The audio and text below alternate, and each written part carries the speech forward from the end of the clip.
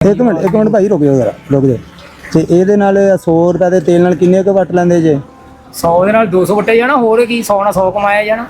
ਅੱਛਾ, ਤੇ ਰੋਟੀ ਚੱਲ ਜਾਂਦੀ ਘਰ ਦੀ ਏਦਾਂ? ਅਲਹਮਦੁਲਿਲਾ ਟਾਈਮ ਲੰਘੀ ਜਾਂਦਾ, ਸ਼ੁਕਰ ਅੱਲਾ ਦੀ ਜ਼ਾਤ ਬਾਬਤ। ਲੰਘ ਰਿਹਾ ਪਰ ਥੋੜਾ ਜਿਹਾ ਮੁਸ਼ਕਲ ਨਹੀਂ ਬੜੀ ਮੁਸ਼ਕਲ ਨਹੀਂ, ਬੜੀ ਮੁਸ਼ਕਲ ਬੜੀ ਨਾ ਮੁਸ਼ਕਲ। ਮੇਰਾ ਜਾਣਦਾ, ਬੜੀ ਮੁਸ਼ਕਲ। ਰੋਟੀ ਕਮਾਣੀ ਨਾ ਗਰੀਬ ਆਦਮੀ ਦੀ ਬਹੁਤ ਔਖੀ ਹੁੰਦੀ ਹੈ। ਜੈਨੂਨ ਗੱਲ ਹੈ।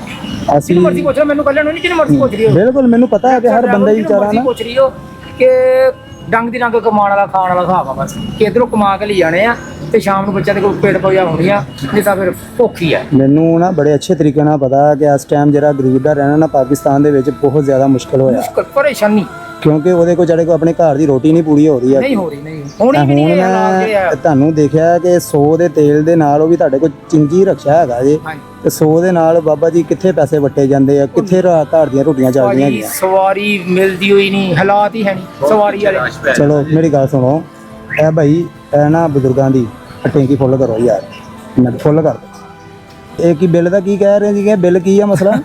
ਉਹ ਬਿੱਲ ਮੈਂ ਕਿਹਾ ਦਿਮਾਗ ਦਾ ਬਿੱਲ ਫਸਿਆ, ਕੱਲ ਨੂੰ ਆਖਰੀ ਤਰੀਕ ਆ ਬਿੱਲ ਦੀ। ਕਿੰਨਾ ਆਇਆ ਬਿੱਲ? ਕਿੰਨਾ ਆਇਆ ਤੁਹਾਨੂੰ ਬਿੱਲ? 2500 ਕਿੰਨੇ ਰੁਪਏ ਆਇਆ ਆ। ਅੱਛਾ,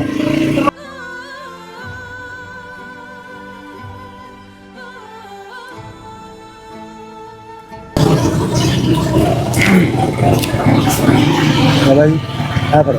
ਉਹ ਨਹੀਂ ਨਹੀਂ ਮੇਰੀ ਗੱਲ ਸੁਣੋ, ਆ ਫੜੋ। ਇਹ ਤੁਸੀਂ ਆਪਣਾ ਨਾ ਬਿਜਲੀ ਦਾ ਬਿੱਲ ਦੇਣਾ ਹੈਗਾ ਕੱਲ ਨੂੰ। ਅੱਲਾਹ ਪਾਕ ਤੁਹਾਡੇ ਵਾਸਤੇ ਆਪਣੀਆਂ ਆਸਾਨੀਆਂ ਪੈਦਾ ਕਰੇ, ਤੇ ਇਹ ਰਕਸ਼ੇ ਨੂੰ ਵੀ ਸਭ ਕੁਝ ਸੈਟਲਮੈਂਟ ਕਰਵਾਓ, ਤੁਹਾਨੂੰ ਮੈਂ ਥੋੜੇ ਜਿਹੇ ਪੈਸੇ ਹੋਰ ਦਿੰਦਾ। ਬੜੀ ਮਿਹਰਬਾਨੀ। ਨਹੀਂ ਆ ਇੱਧਰ ਆਓ। ਇਹ ਬੜੀ ਅੱਛੀ ਗੱਲ ਆ, ਤੁਸੀਂ ਕੰਮ ਕਰਦੇ ਹੈਗੇ ਜੇ, ਤੁਸੀਂ ਮੰਗਦੇ ਨਹੀਂ ਹੈਗੇ ਕਿਸੇ ਕੋਲ। ਇਹਦੇ ਵਿੱਚ ਥੋੜੇ ਜਿਹੇ ਪੈਸੇ ਹੈਗੇ ਆ, ਇਹਦੇ ਵਿੱਚ ਤੁਸੀਂ ਆਪਣਾ ਘਰ ਦਾ ਜਿਹੜੀ ਨਾ ਰੋਟੀ ਰਾਸ਼ਨ ਉਹ ਤੁਸੀਂ ਆਪਣਾ ਲੈ ਕੇ ਜਾਣਾ ਹੈਗਾ।